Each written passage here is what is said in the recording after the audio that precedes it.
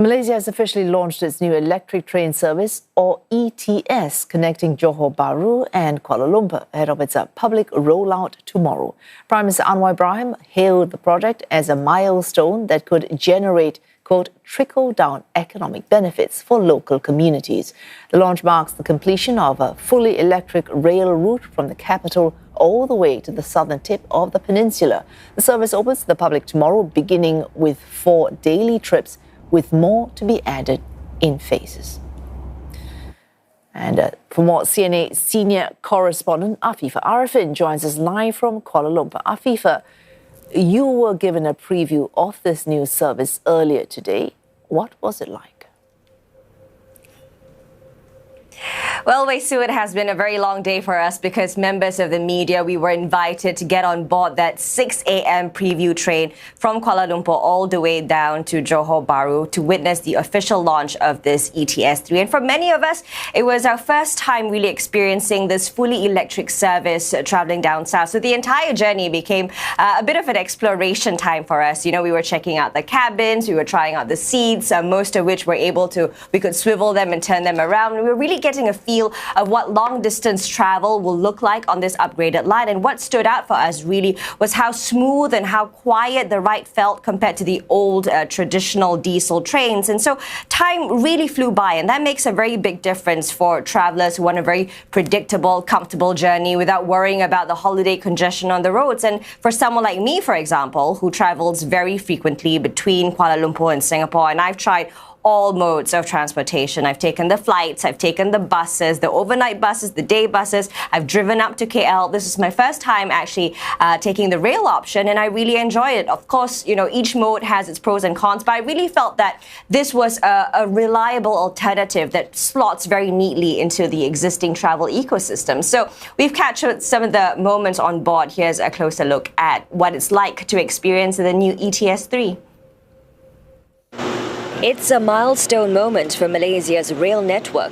This electric train is, for the very first time, running the full stretch from Kuala Lumpur all the way to Johor Bahru. And it's a completely different kind of journey. The traditional diesel train takes about 7 hours, while the ETS cuts travel time by almost half. And once the train hits its stride, you can feel the difference.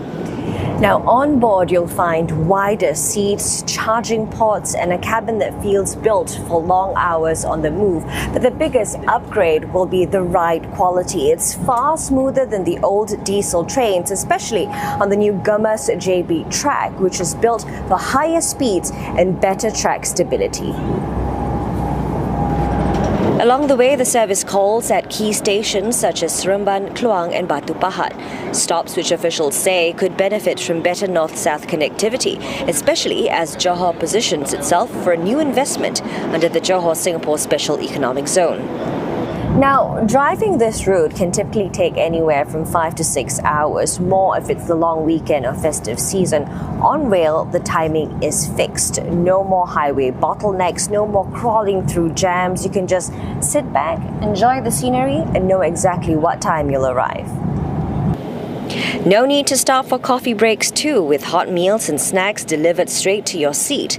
Tickets start from about 80 ringgit or $20 one way, pricier than some buses, but competitive when factoring in comfort and time saved. We're stopping at Kempas Bahru station today, and the entire journey from Kuala Lumpur took me around 4 hours or so. But the next stop, which is just minutes away, is actually JB Central, which will eventually link directly to Singapore once the RTS link begins operations. For Malaysia, this expanded line anchors the southern end of a fully upgraded north-south rail corridor, with Johor Bahru emerging as a key transport hub for regional movement. But beyond the ride quality and the speed, you know, this ETS3 really marks the beginning of a wider transformation for transportation here in Malaysia. It isn't just about a new train, it's a foundation for future connectivity that could really reshape how people move across southern Malaysia and even move across the causeway. All right, Afifah, saw you on that package. As a member of the media, your preview today, you were a little bit of a VIP, but the public, when they get on board the train as an ordinary person, as they would tomorrow, what can they expect? Well, we know the rollout begins tomorrow with 4 daily trips, and the ticket demands have already been very strong, especially with all the introductory discounts for Malaysians. The national rail operator, KTMB, expects that the holiday rush to drive even more interest, and schedules will gradually be expanded as the system stabilizes. But, for many families traveling throughout this year-end period, it provides a cleaner, faster, and less stressful option compared to sitting in the highway congestion or having to deal with the peak flight prices. So this service, as we know, isn't also just for domestic travelers. Singaporeans too stand to benefit because now Johor Bahru will directly be connected to Kuala Lumpur by a fully electric 4.5-hour service. And, like I said earlier, once the RTS link opens, passengers will then be able to travel very seamlessly from Singapore's Woodland North Station to the ETS stop at Bukit Chaga. And all of that really positions Johor Bahru as a stronger gateway city, something that Prime Minister Anwar at today's official launch pointed out,